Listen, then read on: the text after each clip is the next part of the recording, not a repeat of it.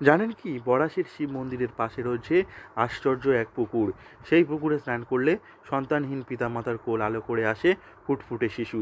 না জানলে অবশ্যই একবার ঘুরে আসতে পারেন মথুরাপুরের বড়াশি থেকে। অলৌকিক এই পুকুরে স্নান সেরে পুজোও দিতে পারেন পাশের মন্দিরে। এই মন্দিরের প্রতিষ্ঠাকাল সম্বন্ধে সঠিক ধারণা পাওয়া যায়নি এখনো পর্যন্ত।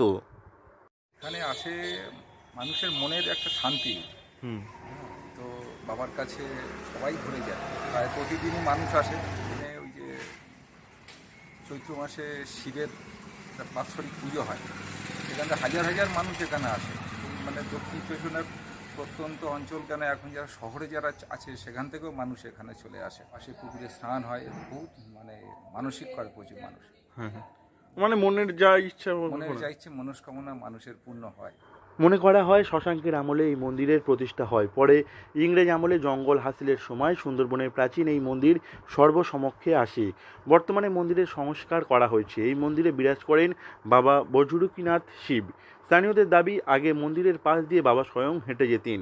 এই মন্দিরে মানত করলে মেলে সব সমস্যার সমাধান হলে মন্দিরে ধাগা বাঁধার প্রচলন রয়েছে, যা মন্দিরের গায়ে সর্বত্র বাঁধা রয়েছে। হ্যাঁ, বলুন এই মন্দিরের মাহাত্ম্য কি বা কি ব্যাপার? মাহাত্ম্য বলতে এখানে নন্দার মেলা হয়, হ্যাঁ। শিবরাত্রি মেলা হয়, শ্রাবণ মাসে জল দেওয়া হয়, আর এখানে বৈশাখের 10 তারিখ গোষ্ঠ হয়। সে 200-500 বছর আগেকার ঘটনা।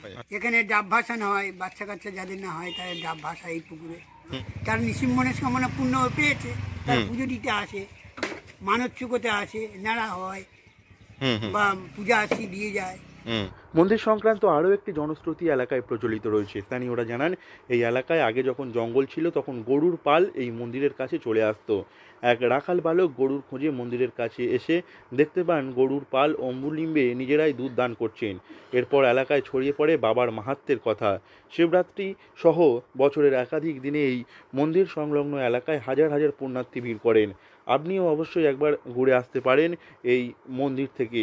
মন্দিরের পাশে যে পুকুর রয়েছে সেই পুকুরে স্নান করলে একাধিক সমস্যার সমাধান হয় বলে মনে করেন স্থানীয় বাসিন্দারা।